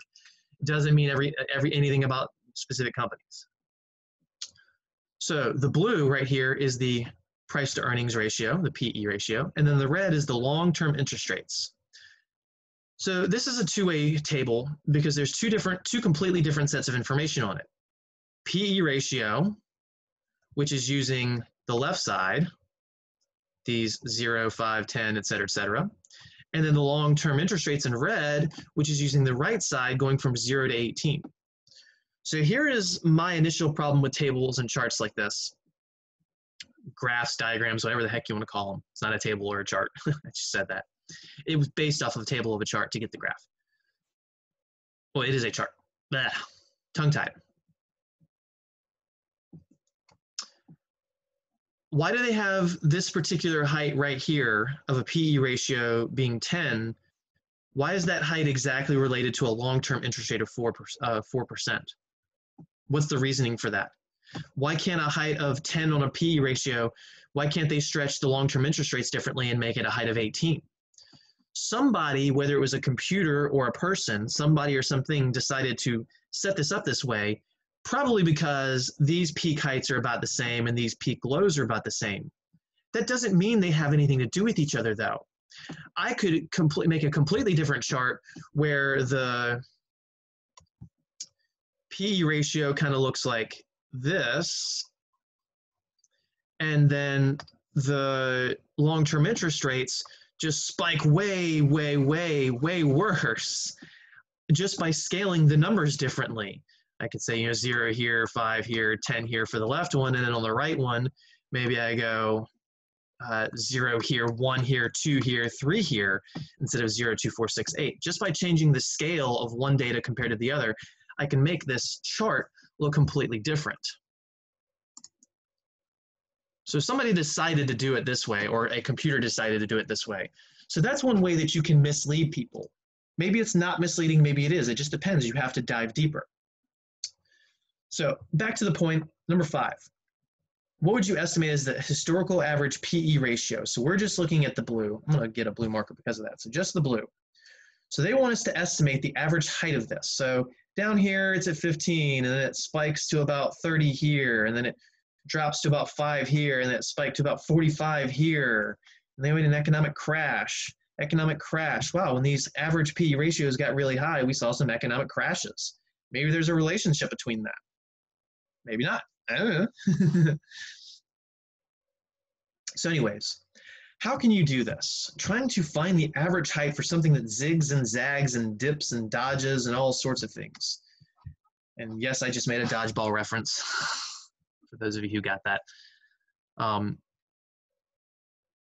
The best way to do this without going into calculus, because that's what's needed, is to get a piece of paper if you had this chart in front of you and try and cover up half above and half below. So my piece of paper is going to be a blank document. Oh, I'm on annotate.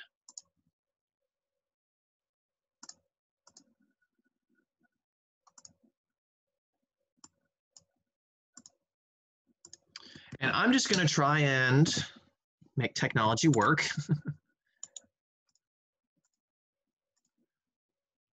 Shrink this down. Shrink it down. Shrink it down.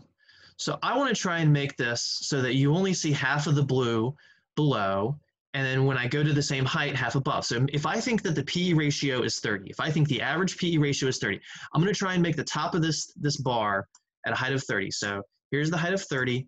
So I'm sitting this right at a height of 30 on the PE ratio part. So if I see what I think is half the blue above, then that's the average PE ratio, but you should do below as well. This is the only blue I see. That does not look like half.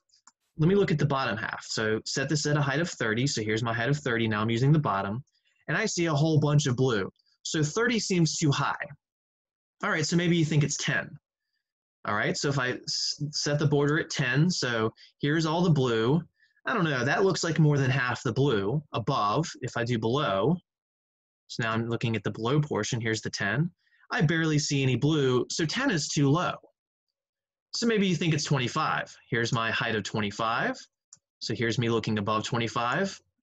I don't know, that doesn't look like half of it. Here's me looking below it. Yeah, that's way too much to be half. Maybe I think it's 20. So here's me looking at the top part. All right, I'm getting some more blue. I'm getting some more blue. That's an okay amount. That's not too bad. That could be half. Let's look below the 20. I don't know. That's a decent amount of stuff below it. That looks like a lot more below than above when you really sit there and think about it. So maybe you think it's 15. We tried 20 and 10, maybe it's 15. So here's the above portion. That's a decent amount above. That could be half. That might be it. Here's the below portion. Ooh, look at that. That's actually a pretty decent amount of blue below as well.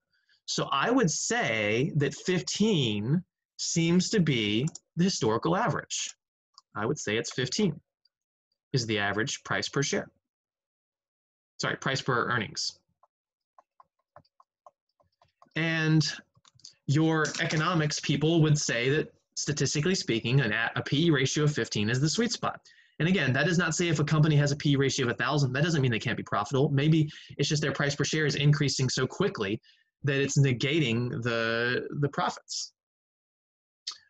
Or maybe your profits are so high that your PE ratio is ridiculously low. And then number 6, if PE ratios rise, what seems to happen to long-term interest rates? Now, this is not definitive because you see sometimes when this thing is going up, the red is going up, the blue is going down, then the red's going down, the blue goes up. Then right here, the red's going down, and it seems like the blue is mostly going down. It's got some spikes. Here, they both seem to be going up, but then eventually the red keeps going up, but the blue goes down significantly. Then when the red goes down, the blue goes up. When the blue goes up, the red's going down. It seems more like they have an inverse relationship. It seems like as one goes up, the other goes down on average, but there are times when that's not true. It appears as PE goes up, interest rates go down. That is really emphasized in this region, and in this region, and in this region. This region right here kind of argues against it, and you might say, well, that's a really big region to argue against it, 20 years, but it's more about what happens with these spikes. That's more what they're interested in. So PE ratios and long-term interest rates seem to have this inverse relationship with each other. It seems like on average, as one goes up, the other goes down. And again, this is not talking about the PE ratio for one company. We're averaging the PE ratio across all companies, at least in the US. I don't know if this is international or US only. I'm going to assume it's US only. That's what we typically look at. International markets are kind of interesting, especially when you look at markets like Japan, which have been stagnant for the past 30 or 40 years, whereas most economies tend to grow over time. And when I say their economy, I mean their stock market.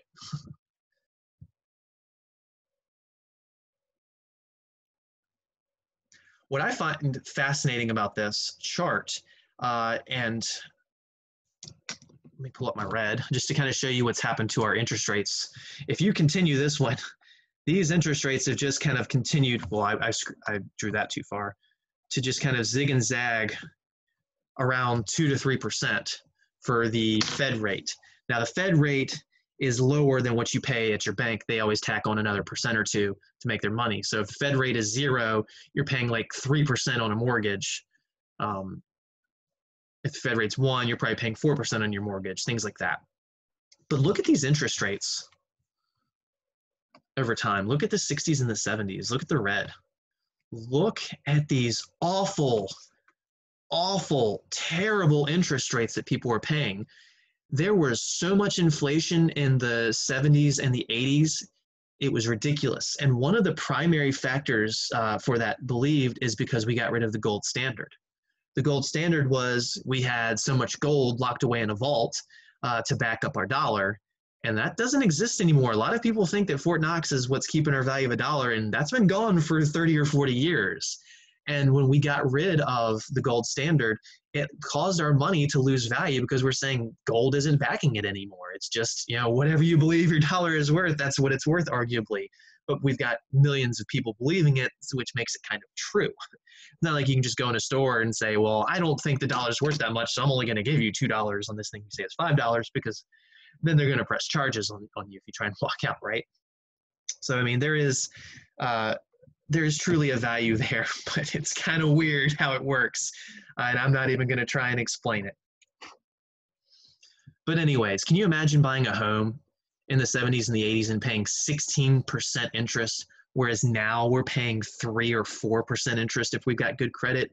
That is mind-blowing. I would not want to be buying a home in the 60s and the 70s and the 80s. Well, 60s wasn't too bad again. It was the 70s and the 80s where it blew up. And then that inflation kind of calmed down. We got used to not being in the gold standard, lots of other variables. There's more than one variable to our economy for sure. So things kind of normalized back to where they were. And then the Fed started intervening a lot in the late 2000s to try and save our economy after that crisis. And it's kind of pushed our long-term interest rates down. And now we've got the Fed saving us in 2020 for the virus. Again, continuing to push our interest rates down. Whether that continues for after a couple of years, we'll see. It's going to be an interesting ride. All right, so just a fun little discussion. And to finish off that discussion, I know I'm ranting a lot on this section, but it's a lot of fun stuff. The other argument to these ridiculously high interest rates, home values and interest rates also have an inverse relationship, arguably, that the higher the interest rate, the lower the value of a home. So if interest rates were to all of a sudden spike back to 10%, what a lot of people assume is that home values would have to drop, otherwise people wouldn't be able to afford their mortgages. Because the difference of a 3% mortgage and a 10% mortgage is like twice the value of what you're paying each month, roughly. If you're paying 15%, you're paying 3 times the value of your home, maybe even 4 times the value of your home in the long term. Whereas if you're paying a 5%, you're paying double the value. And this is stuff we'll see a little bit at the end of the semester if we have time. But again, what is fascinating is that if interest rates were to spike all of a sudden, I think a lot of us would all of a sudden see our $200,000 homes turn into $150,000 homes or $110,000 homes if it was more extreme. And I don't think it would be that extreme, but the values would go down. Okay, rants aside, what did we take away from this chapter? Fraction equal to a fraction when things are proportions.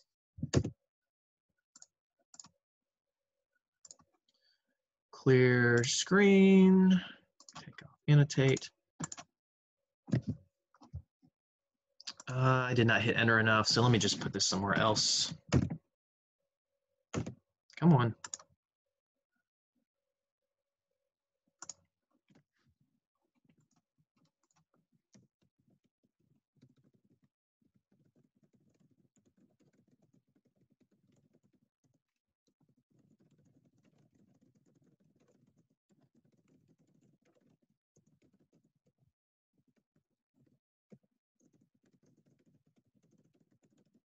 When things are proportional, if you want to set up a relationship between them, you can set it as a fraction equal to a fraction, or you can go straight for that y equals k KX setup, it's up to you in general. I suggest relying on the fraction equal to a fraction part at first and trying to get the same answer with y equals kx. Remember that there are other types of proportionality though. There's inversely proportional, there's proportional to the square or square root or absolute value or all sorts of other types of things. Can't use fraction equal to fraction, these types. It's the y equals k over x, or y equals kx squared, etc., etc. You have to actually set up those linear or nonlinear relationships. Most of the things we deal with in this course are proportional. These down here are the odd man out. Most things we deal with in this course are proportional when we're talking about proportions. How do you know when they're in one of these setups? They tell you. They'll say they're inversely proportional, or they're proportional to the square of something, or the square root of something. You have to read, you have to pay attention. All right, so with the like 10 minutes we have left, yeah, we have enough time to do the CPI table. So let's go back to the guided worksheets. We'll have enough time to do some of these. Let's use our time wisely. So this is what a CPI table looks like, going back to that topic, except it's very, very, very small one. Here's an idea of a bigger one, and they show you the price of something each particular year in that particular year's dollars. So when it looks like this, 1990 in 1990's dollars, that says in 1990, this was the cost or the price or whatever it is, or the receipt value is what this is talking about. So these are exactly what it costs when it happened. The blank spaces are ways that you can find those values in other years' dollars. So this thing that costs you $1,032 in 1990, what would that actually be if you converted it to the $2,000 value? What would it be if you converted it to the $2005 value? What would their appropriately inflated prices be? And then you can compare them to what they actually were and see if it ended up being higher or lower.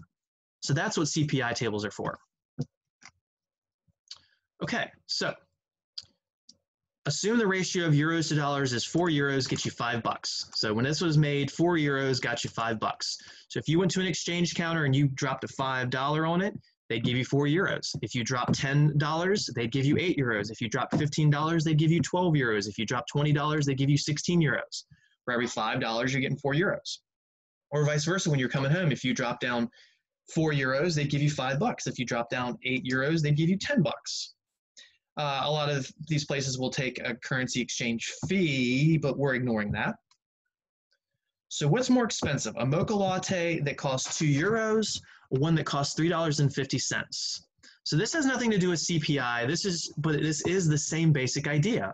You're converting from one type of currency to another type of currency. And CPI is used to compare a year's currency to another year's currency. So the $1990 compared to a $2005 is kind of like comparing the euro to the standard American dollar. They're two different types of currency. All right, so they say, what's more expensive? A mocha latte that costs 2 euros. So here's our 2 euro latte in the table. And then here's our $3.50 latte. So here's our American latte, and here's its value in the standard dollar. So we have to put the 2 in the euros and the 3.5 in the dollars. That's why those have to be there.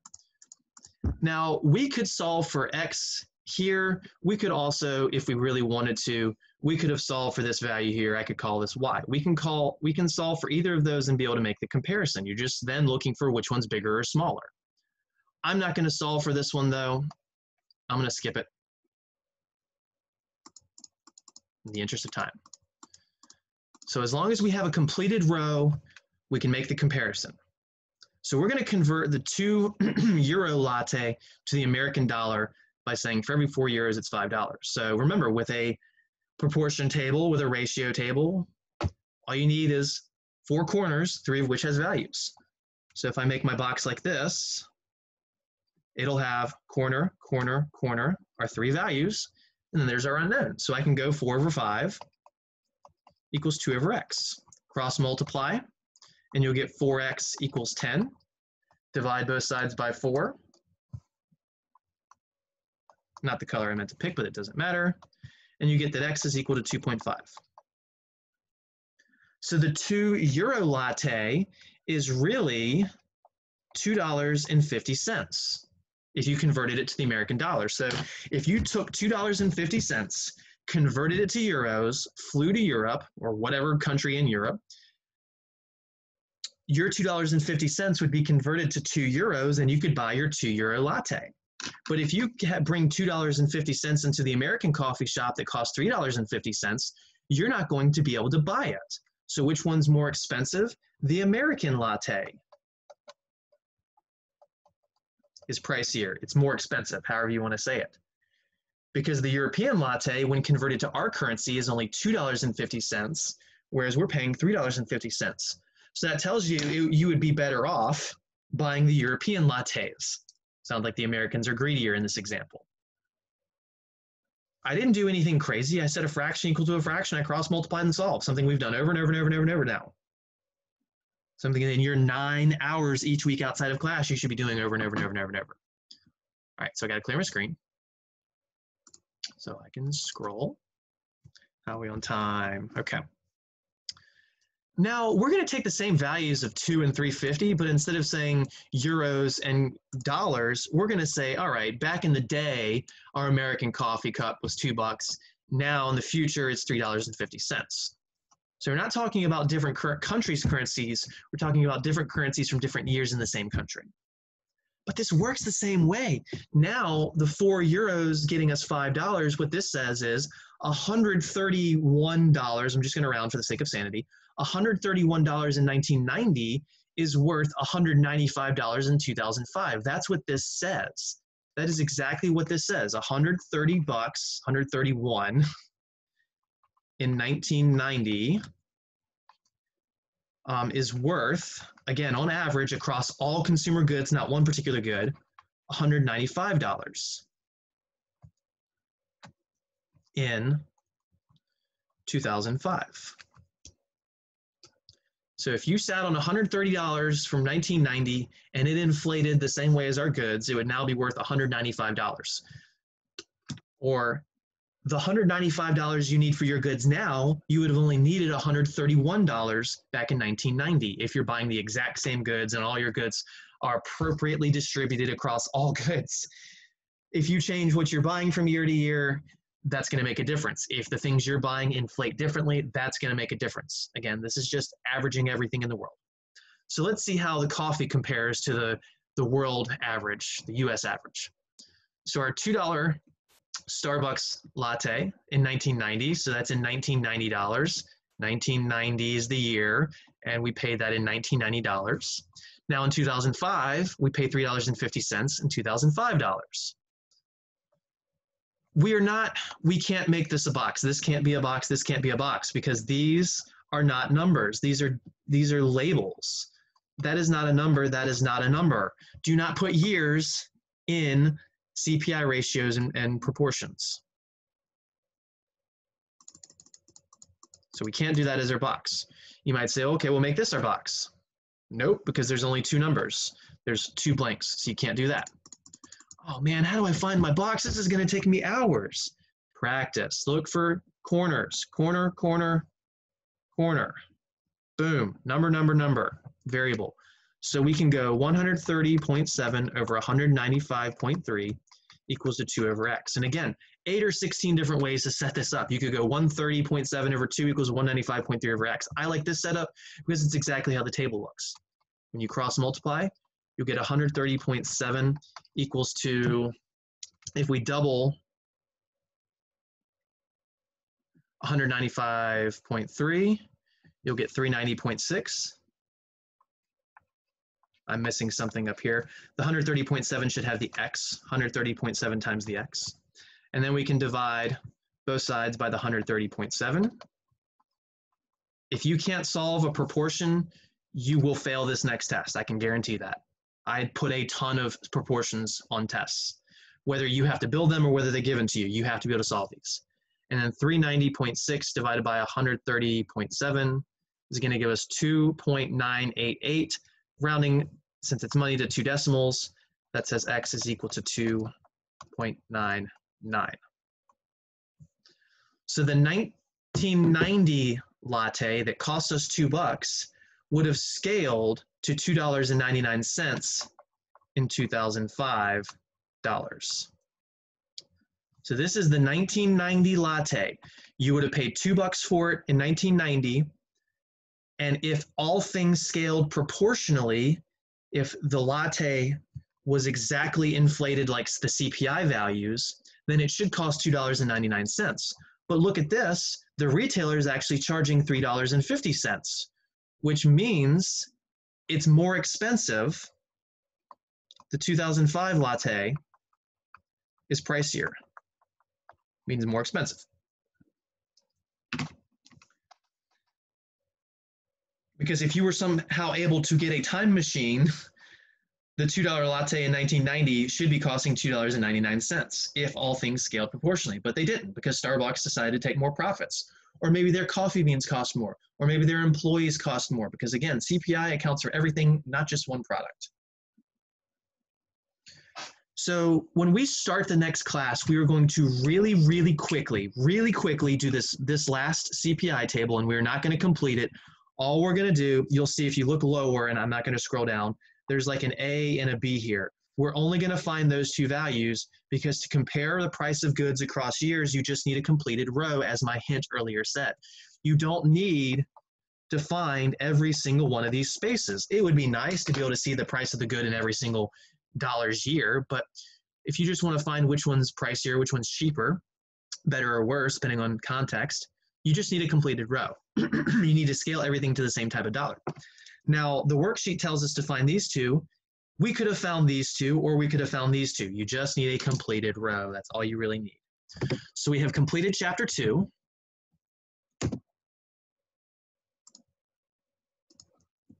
So again, just really quickly, those are all your due dates.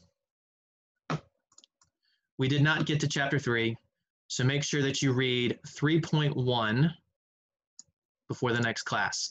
It would be a good idea to read 3.2 at least for the notes to share. I'm not sure how far we'll get. Like I said, these first sections take a lot of time to get through. That's why we're taking almost 2 hours for just one section. Especially with this weird format, and I'm getting used to it. I don't imagine we'll finish chapter 9 by the end of the semester. I'll do my best to get as much done, but as long as we get something done, we're okay. All right, so I will set up this discussion board for page 86 and 87. As I said, and like I said, you can participate 2 or 3 times in this one. You can argue other people's points. I expect arguing yes versus no. I expect someone to say yes to this thing and someone come in and say, well, I don't know, this is my argument. And again, don't just say yes or no, make an argument. So lots of options to participate. I want every student participating. Everyone needs to be in on this one. You will lose points if you skip out on this one, I guarantee that. Besides that, have a good one. We'll see you on Thursday. We'll get into chapter 3 after, again, that really quick CPI table. Email me if you have any questions, and have a good one. What? That was weird.